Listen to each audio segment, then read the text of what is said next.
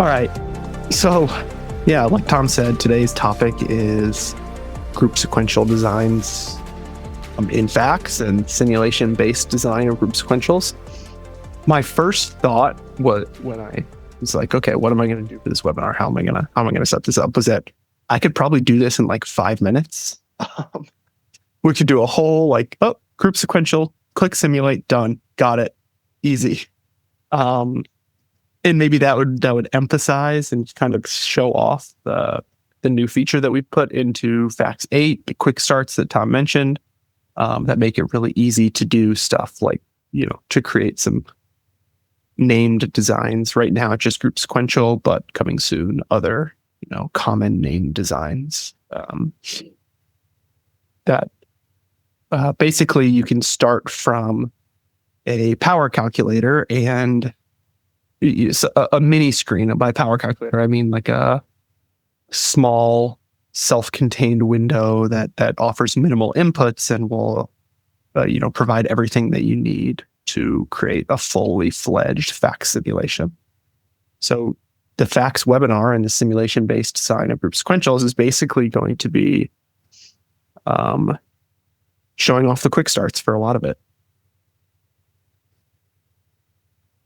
So let's jump in.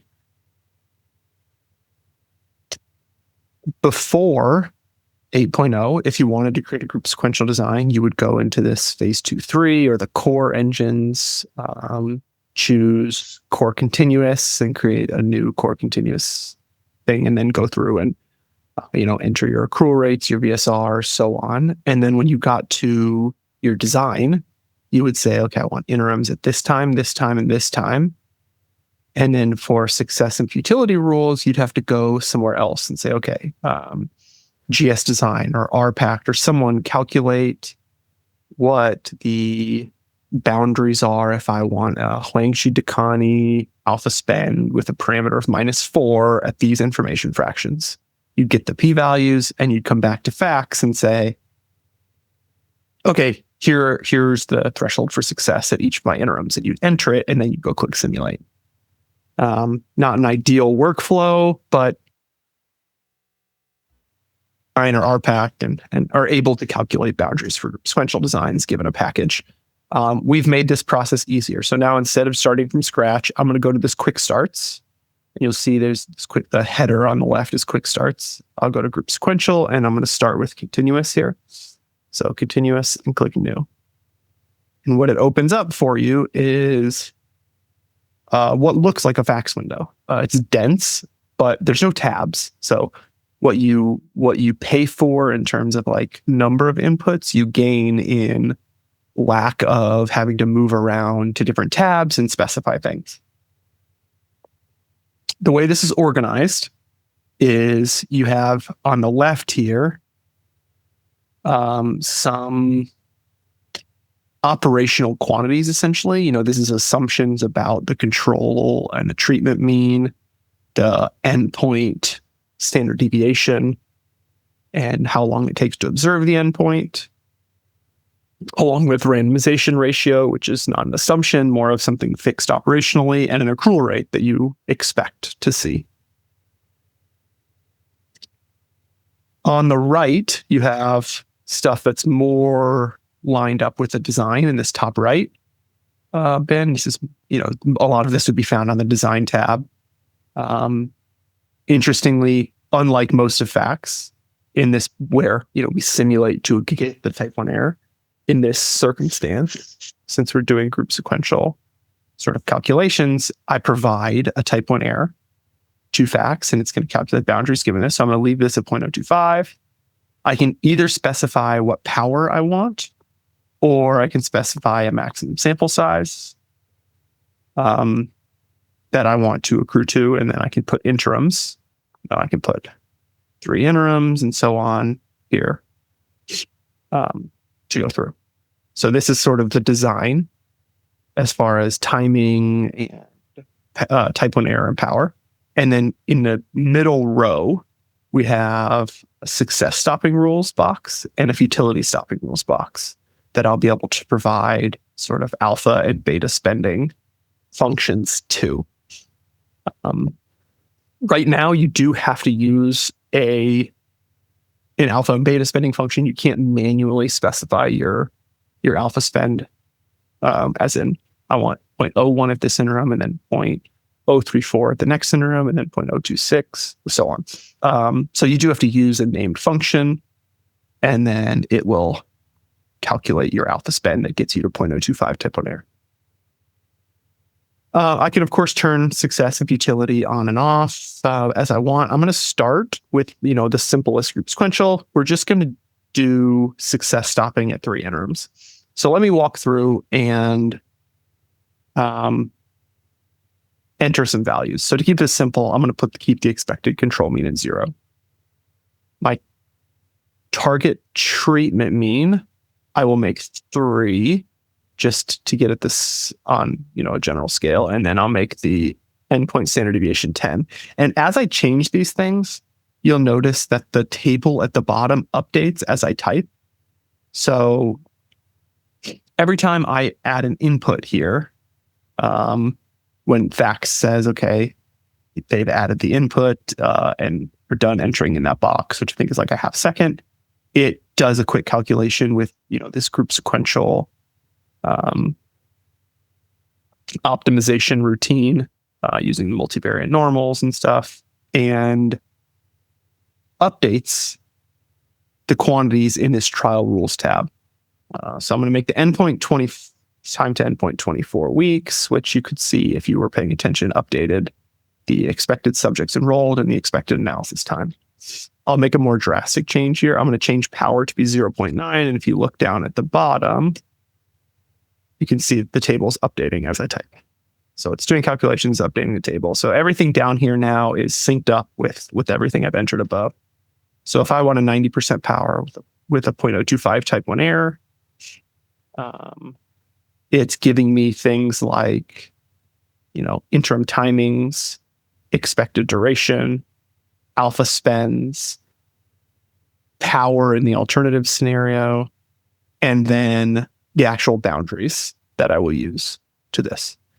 And the way the quick start works is that it's doing its own calculations, its own special calculations here to get the boundaries and to give you non-simulated, these are algorithmically estimated quantities, just like any other, GS Design or RPact or any of the other pieces of software that you might use for group sequentials do. The difference is that once I've entered everything to my satisfaction, which I haven't clicked done yet, actually, I'm going to make the first interim at 0.4, the next one at 0.6, and the next one at 0.8. So it's going to calculate the maximum sample size. And I'm saying I want an interim at 40% of the maximum sample size, 60% of the maximum sample size, and 80% in terms of number of subjects that have attained their final endpoint. I'll keep randomization ratio 1:1, keep expected accrual rate at 5 for now. And to be simple, I'm going to use this O'Brien-Fleming bound. It's not O'Brien-Fleming as you, so the real O'Brien-Fleming spending function is intended to be used with equally spaced interims, but we don't have that. So Vax calls this the O'Brien-Fleming approximation, which is common in group sequential software, and it's basically a spending function that mimics an O'Brien-Fleming type spending function over the course of your trial. So that's what we're going to start with because it's familiar to a lot of people. So now you can see at the bottom, just a quick glance at what to expect from our trial. Maximum sample size, 480. You can see here, the bottom row, that's the final analysis, 480 subjects complete. It'll take about 120 weeks, so just over 2 years to accrue all those patients and collect their final data. We expect 90% power, that 10% at the first interim, 45% at the second interim, 75% by the third interim, and then we'll get to 90% by the final. And here are our boundaries. I like looking at the p-value boundaries. I don't know why, but they make more sense to me. So you can look at the z-score here. that the critical value you'll compare your z-score to, but I prefer looking at the p-values. So you can see that 0.0004 is the p-value at the first interim. Remember, this is O'Brien-Fleming, which is not very aggressive at spending alpha early. So it's going to be pretty conservative about spending alpha really early in the design and try to maintain this last interims p-value at a value as close to 0.025 as is possible. Yeah, I can make a little plug here, actually, while we're talking about this. Common thing is calling this the alpha penalty because we drop from 0.025 if we'd done a fixed trial with no interims down to 0.0211 as our final analysis criteria. The plug is that we shouldn't think of this as an alpha penalty, and specifically plugging the podcast, the In the Interim podcast that Scott, our president and CEO, did about the alpha penalty.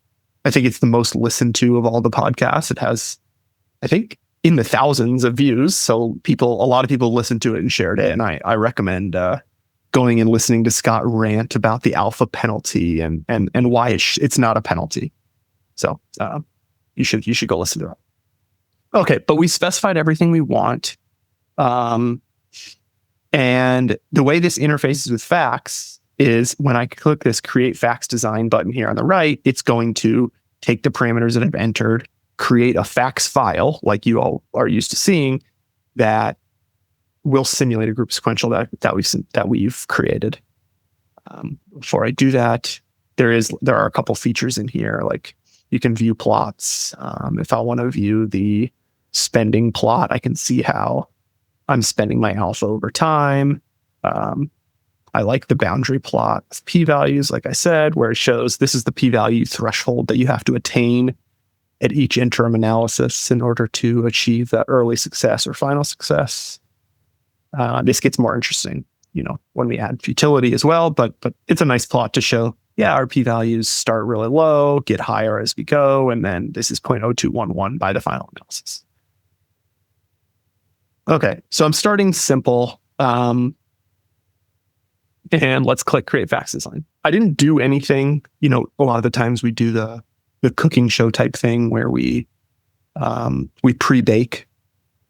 We put together a facts file and then say, oh, and here it is fully simulated. Then we open it from somewhere else in our computer. I didn't do that today because we're just going to simulate on the fly because these are group sequential designs. So when I clicked create facts design, it did open this in the background. So this is a facts file populated with things like the maximum sample size, the time to endpoint. If I go over to design, the interims are populated just like in that, my success utility criteria. I'll walk through this again, but the p-values are there. So it created this facts file, which is nice, but it also didn't delete my quick start. So my quick start persisted, meaning that if I wanted to say now change this to be Pocock, I can do that. And it updated this table. I missed it. Actually, I was looking for it and I still missed it, but it updated this table. I can now click create facts design again. And it would create a new design. So without having to enter all the other parameters. So this is a really nice way to create multiple designs that are similar to each other. Which I'm not going to do right now because I want to show you facts, but I wanted to emphasize that this quick start persists and it can make it really easy to just tweak the rule or something like that and go forward. So while this persists and it lives on, it's no longer connected to the facts file.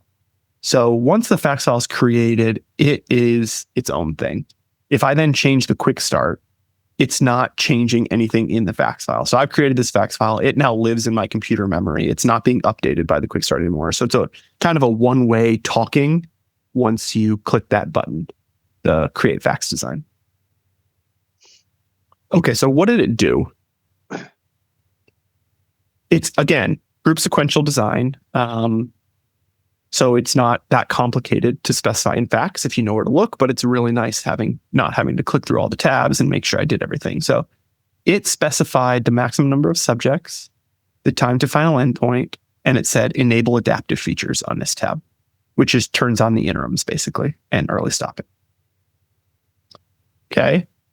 It auto detected whether a higher response was good or bad based on what I entered. So if I had said the target treatment mean is -5, it then it says, okay, well, negative values must be good, because they would never try to power a study, for a negative effect. So it assumes that the target effect you're specifying is the direction of the actual effect. So it said, in this case, high values are good. I just have one treatment, one control. And it auto-created some scenarios for me, which is nice, a nice starting spot. So the first thing it created is the null, where the control arm and the treatment arm are equal. It creates the alternative, where the control arm is the expected control mean, and then this 3 is the value I entered for target treatment mean. So that's our powered effect, our alternative scenario. And then it also creates this half alternative, which is halfway between the null and the alternative. It's a good starting point for simulation. And a lot of times you'll see these like H0, H1, and H underscore subscript 01. And that's the 3 scenarios that you see here. Implementation execution-wise, it specified the accrual rate. It doesn't specify varying accrual rates, just gives the one that you assume. And, often when you simulate these group sequentials, you want to add other, like a lower accrual rate and a higher accrual rate and go from there. No dropouts for now. We could always add dropouts and see how it affects our design. But for now, we're not going to add any. And then quantities of interest on this tab. So it goes through and it deletes everything that it doesn't need. So the only things remaining are in the bottom left, there's a p-value that ignores missing data. So if a subject's not complete yet, it will just ignore that. And it's not going to adjust, which wouldn't matter in this case because there's only one arm, so we'd just call it unadjusted. It does have this probability of max in the top right. That's just for dose selection. It's not used in our actual trial, but it should be there just so that FACS can do some of its fancier calculation of dose selection. Okay, but basically we have this p-value at dose 1 is our decision-making quantity, and then the design. The Bayesian models are not changed. So this dose response model, it's meaningless. Group sequential doesn't use it. This is the Bayesian part where we could just ignore that. Allocation is 1-to-1 because we left it at 1-to-1, but we could presumably make it, if we had entered 2-to-1, 3-to-1, 5-to-2 or whatever, it would update this. The interims are specified based on number of subjects complete, which is how the quick start works, right? This is all based on number of completers. That's the information for group sequential design. At the 3 interim timings, and then success futility criteria. So each interim has its own success criteria with its specific p-value here. So exactly what you expect. So at the first interim analysis, I'm on the interim 1 tab. If the p-value of dose 1 here is less than 0.000394, then we would declare early success at that time. Interim 2, the p-value threshold is 0.00367. Interim 3, it's 0.011, so on. And then the final, 0.02112. So nice that it calculates those quantities, passes them in, and goes through. If I wasn't describing all of this to you, we could have just clicked open in FACS and then gone straight to simulation and clicked the button. So the time to group sequential is sort of a couple of minutes at this point. I'm going to simulate this on the fly so we can look at it. I'm going to run 10,000 simulations, and I'm going to do something funny in that I'm going to take the MCMC settings, and I'm going to make the burn-in 1 and the number of samples 1. So when it calculates the Bayesian model, it's just not gonna, it's barely going to do MCMC. What this means is it's going to speed up simulation a little bit, but it also means that if we ever see anything about the Bayesian model, we should ignore it because it's not actually calculating anything. So it's a dangerous thing to do unless you can actually remember that you did it, because I confess to have done this before, and then I'm so confused about why my model results look weird, and it's because I took one MCMC sample. So I'll hit that, and then I'll simulate. Oh, let's name it. Go to desktop and name this webinar continuous. This is Brian Fleming.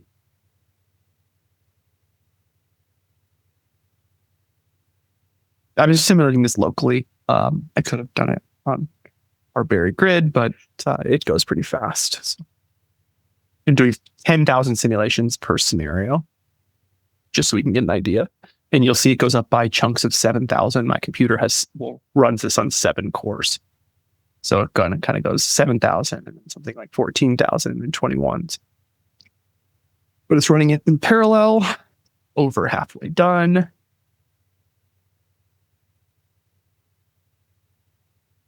Something that's relatively new in fact is that when this finishes, it gets to 30,000. It's going to automatically provide some output. So right when it finished, it popped up this plot. I didn't do anything, which I think is a nice plot, basically showing for each of the 3 scenarios. On the right, we have alternative, half alternative, and null. The stacked bar chart of the outcomes. There are 7 possible outcomes you can attain in a non-staged, so just like a single stage design in facts, and they're listed at the top.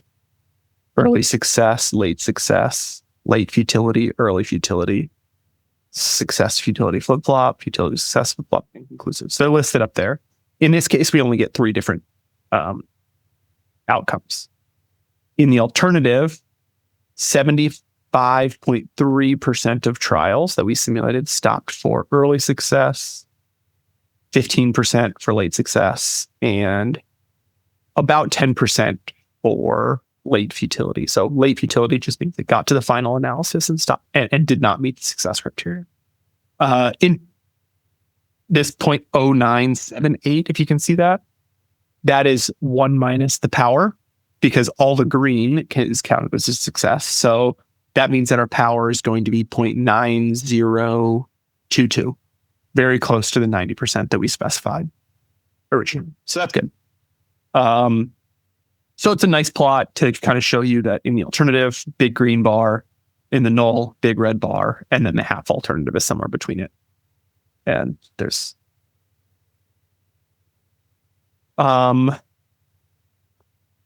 in addition to that plot, let's just kind of look at the results. So proportion overall success here shows power. Like I said, 0.9022 power in the alternative. Really, we specified 90%. So, with 10,000 simulations, that seems pretty accurate. The type 1 error simulated is 0.0252. This is, we specified 0.025. So this is just simulation error. The 10,000th place is off by 2. Not unexpected for simulation. Facts, one of the nice things about facts, and it's a group sequential design, why do we have to simulate it? Facts provides a ton of output that you can go through. And many of these things can be calculated from group sequential, but many of them are nice to just be able to simulate, change whatever settings you want in the assumptions, and pop out responses. So it's that. The first thing I'm going to do is jump. Let's start with the alternative scenario. I'm going to explore results and go to the plots for that alternative scenario. It opens to the stacked outcome plot, but which plots do I like? I'm going to start at the time course for success stopping. And I'm going to do it over,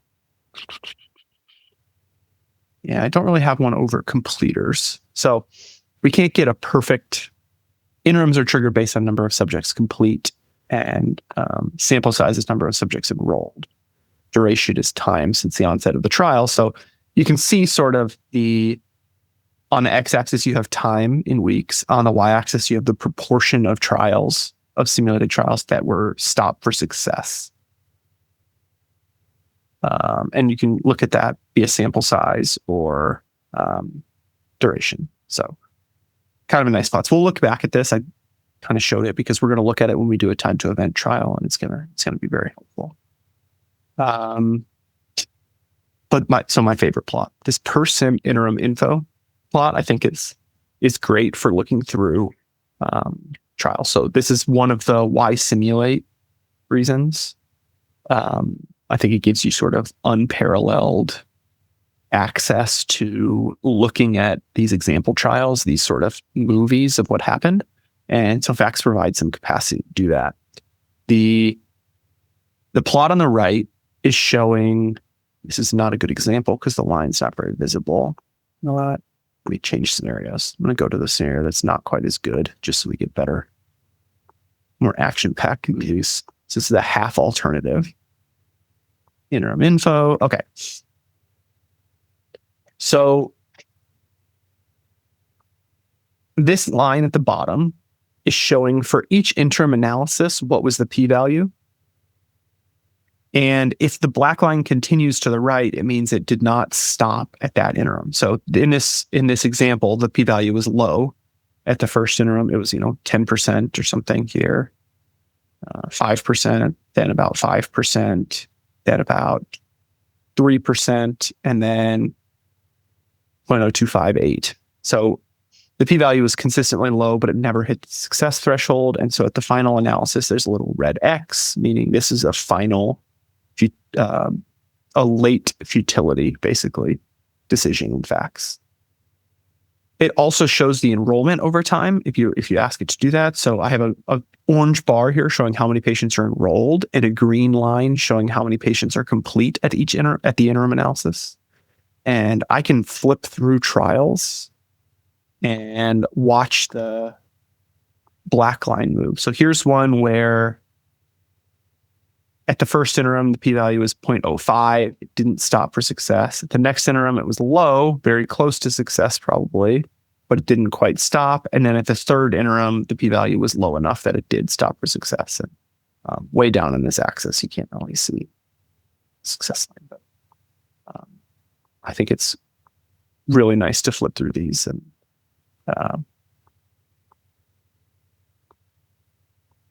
watch what happens generally in your trials. I'm not just looking at these because it's fun to look at. I do have ulterior motives for this. That secretly I'm thinking about adding a potential futility rule to this group sequential. And so in this scenario, this half alt scenario, what I might be looking at in this plot is basically when a trial is successful, like this, what's the range of possible values of early p-values that I think can still result in success later in the trial? Obviously, this depends on the scenario you're simulating. This is not an exact science. I'm just getting a feel for it as I go and looking. So things like this, if it starts and the original p-value is 0.9, that's, a negative effect. For this example,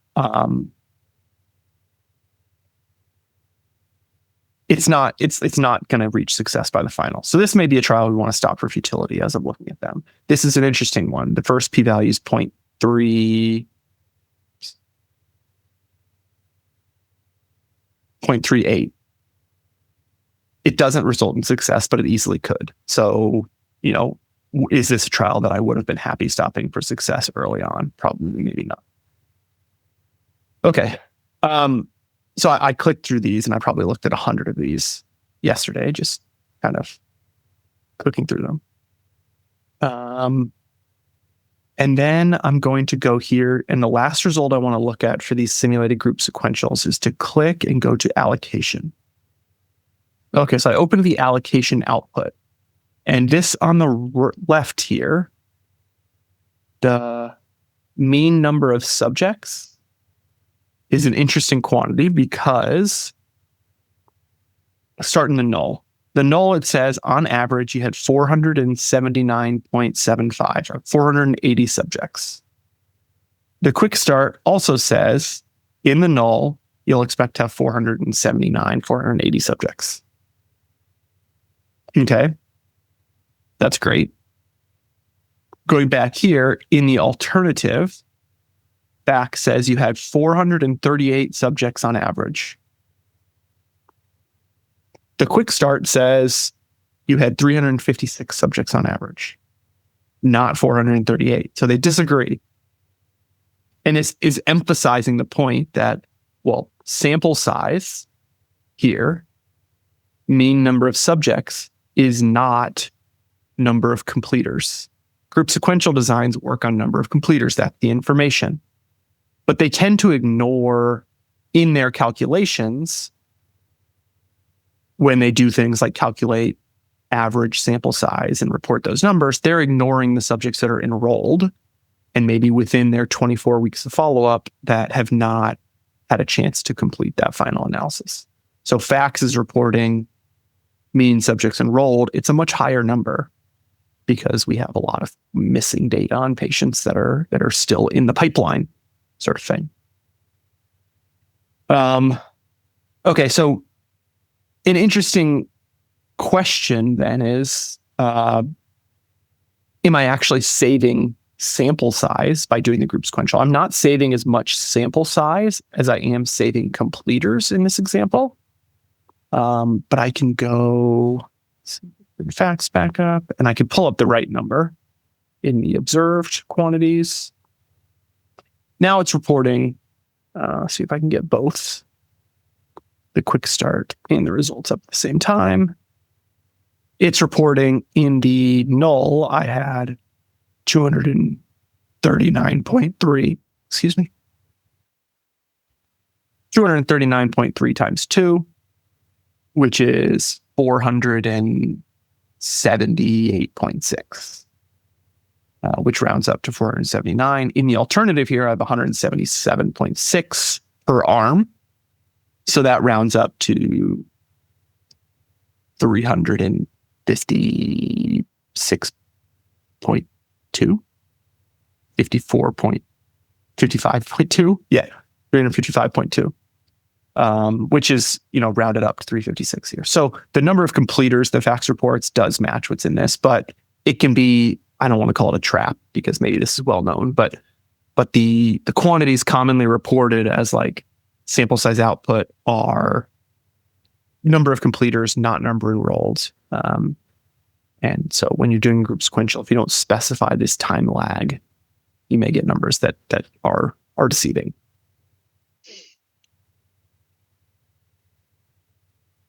Okay.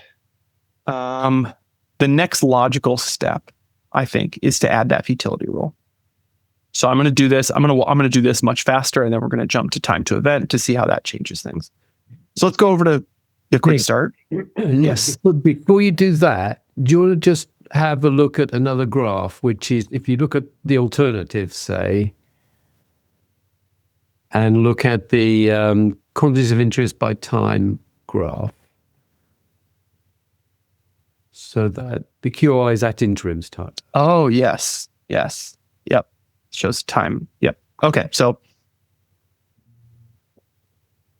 yeah. So this plot, those example trials I was showing, the interim info lines that kind of went off and stopped at the red X's or early stopped.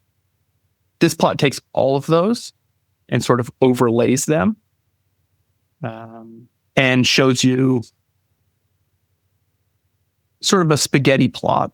So I think what we call it a berry of how the p-values change over time and result. You can see in this case, there's 10,000 simulations, but 9,000 of them are overlapping down at the bottom because, this is the scenario with 90% power.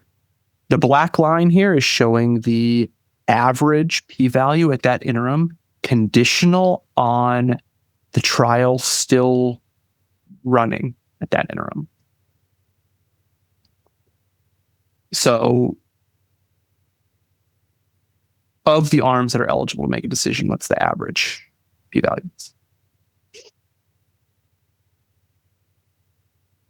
It's basically aggregating all of these. I'll show it for the other scenario because I think it may not be overlapping as much. Actually, we'll show it for the null because your p-value is essentially uniform in that. So we should see a nice non-overlapping chaotic scatter from plot. Here. Yeah, okay. So there's our essentially uniformly distributed p-values in the null scenario, showing chaotic spaghetti plot with an average p-value of 0.5 and little tiny 2.5% of trials being green here.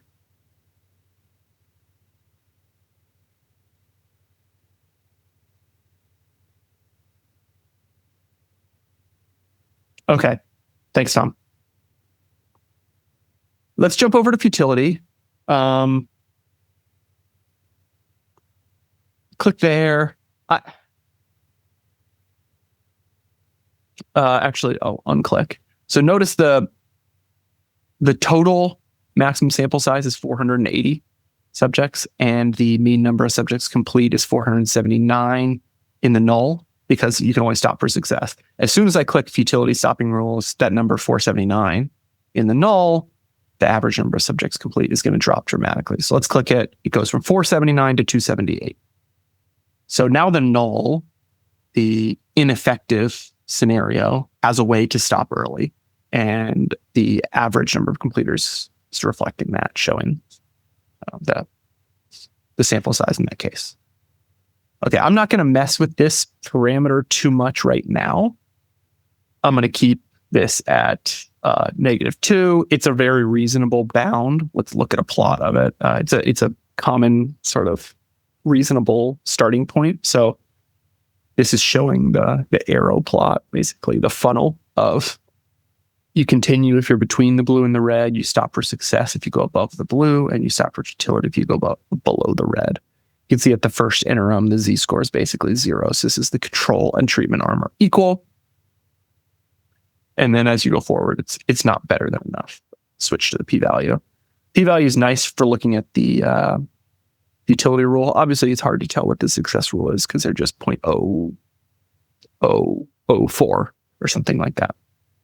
But you can see the 0.5-ish p-value at the first interim is the futility cutoff. And then going down, you can look at what the futility cutoff is until they meet at the final. And then the error spending plot, it is a double axis plot, which maybe it doesn't need to be, but only focusing on the beta spending, this red line, it projects on this right axis. And so you can see that we spend about 2% of our beta, of 1 minus power parameter. At the first interim, we spend another 1.5 to 2%, and so on as we go up. Okay, so we specified that futility rule. I'm not going to think about it too much right now. I'm just going to hit create fax design. It's going to do exactly what it did before. Oh, I think it opened down here. It's going to do exactly what it did before, although it did update the number of subjects because we added futility, so we have more subjects in the maximum sample size. With the exception that now we have this early futility criteria turn on at every interim. If the p-value is greater than this, stop for futility. And so, okay. And it put the right numbers in each. I should mention that. So you can see this p-value, 0.024196 is the final analysis success criteria, where I'm on the final. Very close to 0.025. Fax does, for now, and it says here, assume these are binding futility rules.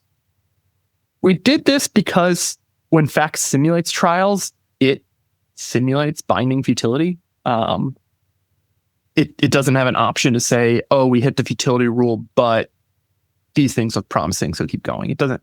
It just follows the rule that it's given. So we put binding futility, and we are in 8.1. We are changing this, so you'll be able to specify binding or non-binding futility for group sequential, because it is very common to want to get operating characteristics for non-binding futility. So it will do everything exactly the same, except it won't buy back alpha to get your alpha spend. Your final p-value to be. Basically, you won't have a 2.5% type 1 error at the end of it. When you simulate, you might have something like a 1.5 to 2% type 1 error, because you have to have type 1 error control without the futility rule if it's non-binding. But in this case, we're simulating binding, so we're going to have 2.5% type 1 error at the end of the day here. I'm going to go to simulate. See, I will do this again. It's fancy special MCMC thing.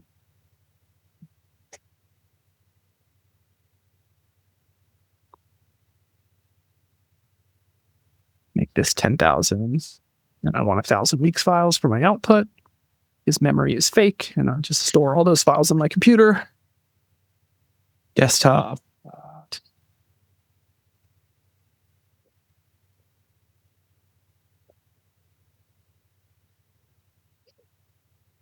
If you're wondering why I have so many things on my desktop, it's because I do things like this and save fax files to my desktop over and over and then simulate it and just never clear it out.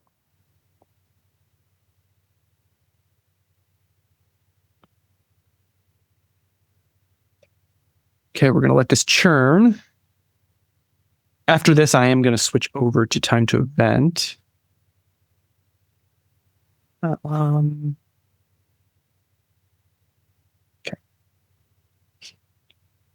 And I'm not gonna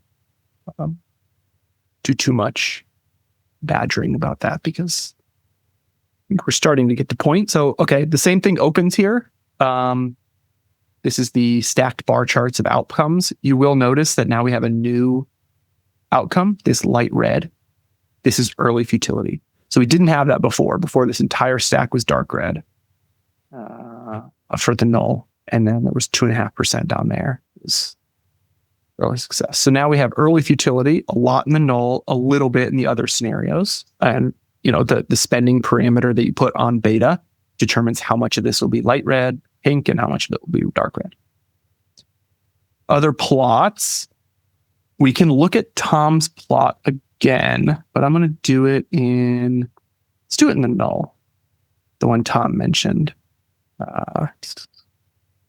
QY, the interims. Okay, so this was the one that, remember I said it was uniform p-values because it's under the null scenario at each interim. Well, the p-values are no longer uniform because we're stopping trials for futility. So now you can see that this whole upper right corner of this design is just blank. None of the p-values ever get up there because, if you're above 0.5, you stop at the first interim. If you're above 0.3, you stop at the second interim. If you're above 0.17, you stop at the third interim, and so on. Okay, so in the null, we're definitely preventing trials that are never going to win going on. We can click through some of the interim infos and just watch that, like all of these, it's just stopping, early for futility, essentially. Some of them are down at the bottom and get to the final, but the vast majority of these are stopping early at some of the interims. In the half alt, you get kind of a mixed bag. Remember, this is the scenario that has 38% power. I guess I should have drawn attention to this. In the null, we have 2.5% type 1 error. That's this probability of overall success in the null. 0.0246 is the simulated value, and we have 90% power in the alternative. Our number of completers will match the wizard, but let's go here, explore results, look at the plots. I like Tom's plot first here. So now you can see there's some green triangles at the bottom. Those are early success. There's some, but not as many, red X's at the top. These are early futility. And then, sort of the p-value trend as you go along. And if we flip through these, we'll see that some of them stop early for success, like the last two, that one. But many of them stop for futility or go to the end to futility. So mixed bag, this thing. Okay. I think the only point I wanted to make there is that we successfully added futility. We can look at time course for futility stopping to show the proportion that's stopped at different sample sizes or durations.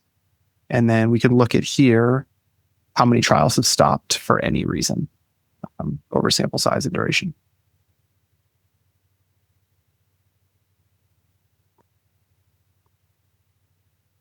Yeah, okay. There are many more plots that I'm skipping over that can be interesting and you can look at if you want to zoom in on a particular trial, but in the interest of time, I'm going to keep going. I like showing the ones that are sort of seem relevant for sequential. Okay, so that was adding futility. Super easy, didn't change anything about our process. We just clicked a button and futility was there, maintain type 1 error, maintain power, all the spending functions worked out of the box. All right, one more thing. Did I close that? No, okay. Here. Okay, close. The dichotomous group sequential works very similarly to the continuous. The only thing the scenarios you enter are a little bit different, but it's basically the same setup. Time to event maybe has a couple intricacies, so we'll go there.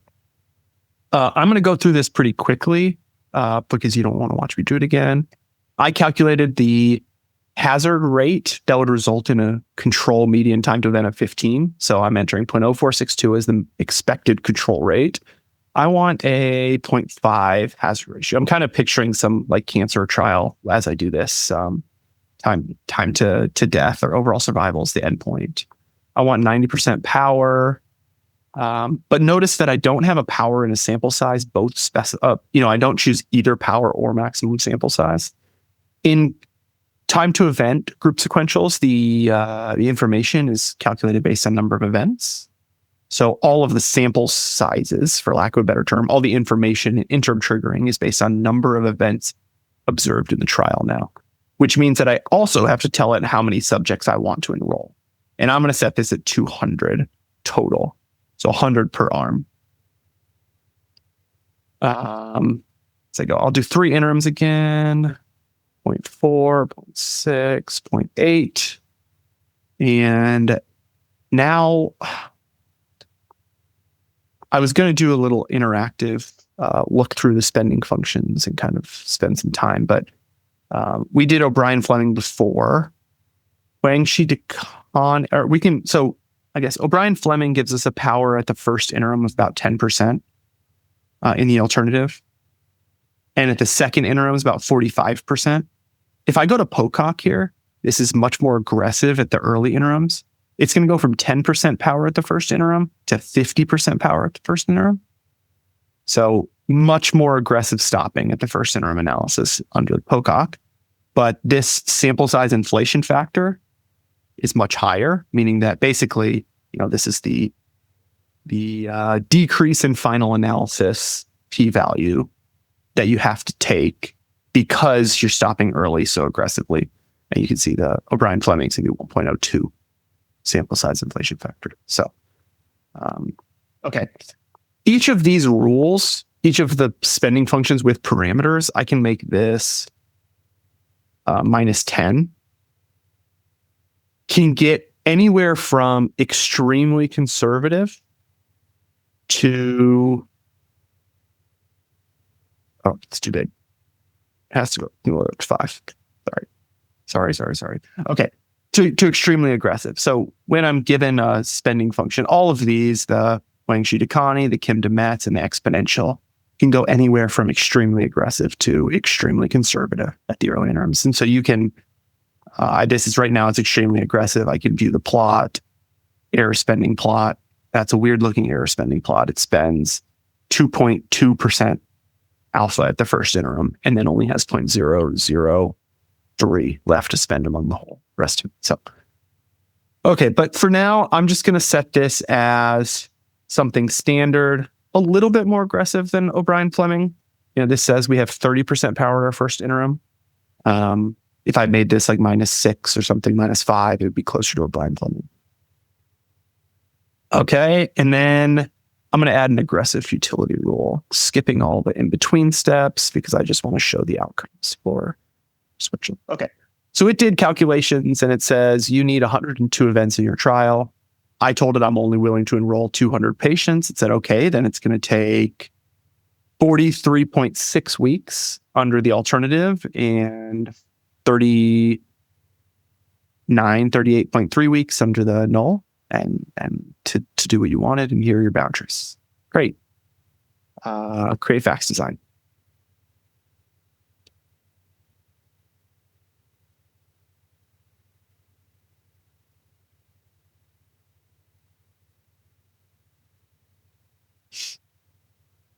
So it opened in the background, and my quick start persisted again. And now it's done, exactly what it did before. It auto-populated everything, 200 subjects, maximum of 102 events. It said 1,000 weeks of follow-up after full enrollment. So, if you're following up patients for longer than 20 years, then you might hit a stopping point, but it just gave a big number for that, and so on. So it did it. Design is fully filled out with the p-values using a log rank test now. And specified. So I'm going to go to simulate. I might just simulate 1,000. I'm not going to change the MCMC because there's a plot that I like to show. But you do have to have Bayesian model samples just to look at it. This is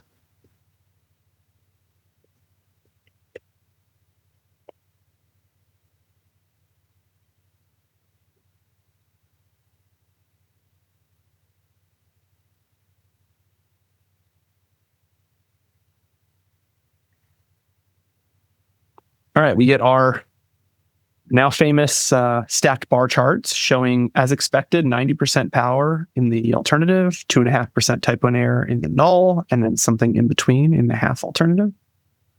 Oh, you will see that the half alternative, it uses the log hazard ratio and then cuts that in half. Okay, plots. So I want to look at time course stopping plot here, which I think is really nice in this case. Do time course for success based on events. So now at each interim analysis, you can see there's a jump showing that 37.5% of trials stopped at the first interim. Another, up to 62% stopped at the second, and then up to 82% stopped at the third or going. And I can do the same thing for futility based on events. You see in the alternative scenario, there's not much futility, but you can see it jump up. And then Tom's plot showing QI the interims. It's not all that interesting in the alternative scenario. 3 total trials stopped early for futility. So we go. Okay, and then of course the per sim interim inflow points.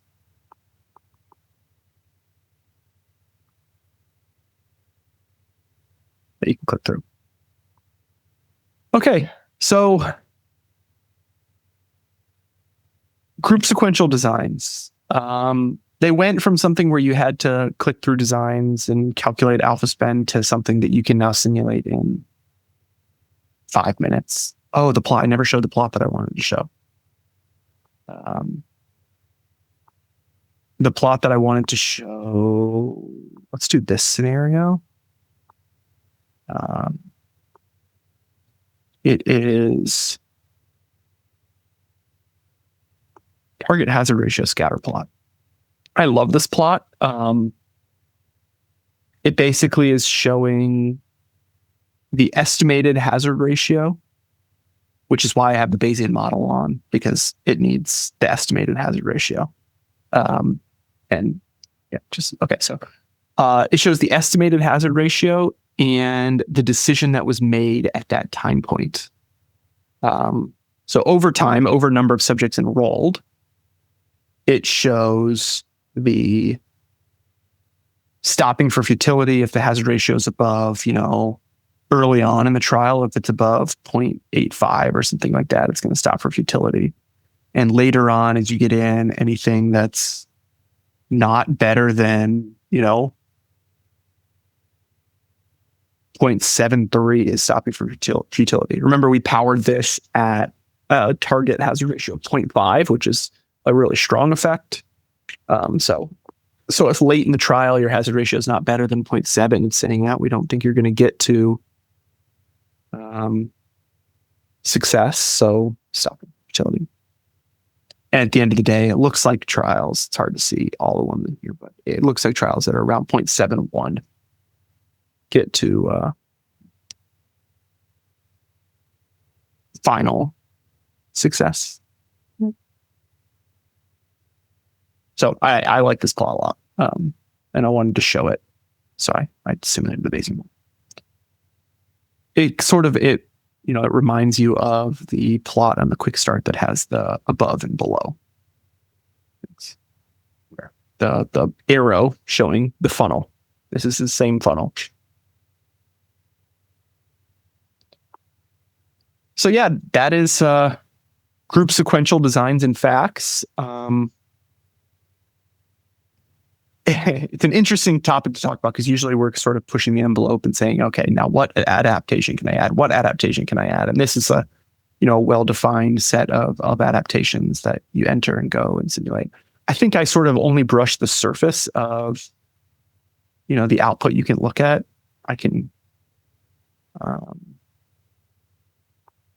show all results, and there's hundreds of columns of different things I can look at: hazard ratios, event rates, averaged across or broken down by simulation.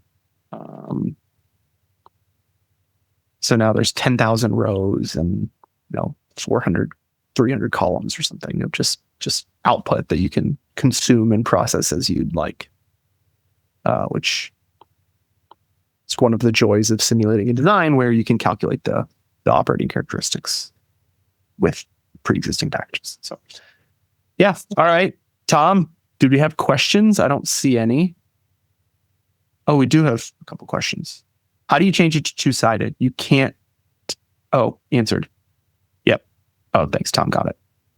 Yeah, you might want to comment on or back me up on why we don't offer two-sided alpha as an option.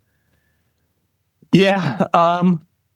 I know it's common in like the literature to think about these things as two-sided, but it's just in a clinical trial. We want to reject the null hypothesis if the treatment's better than the control in a trial like this, and so the null hypothesis is reflecting that. We're not the calculations work the same. So the calculations are missing, but we're not going to do our calculations assuming that if the treatment is wildly harmful, that we would reject a null because it's different than the control. And there's sort of that implication when you put a two-sided hypothesis together. So it just feels better to do that one-sided hypothesis, and that's what we did.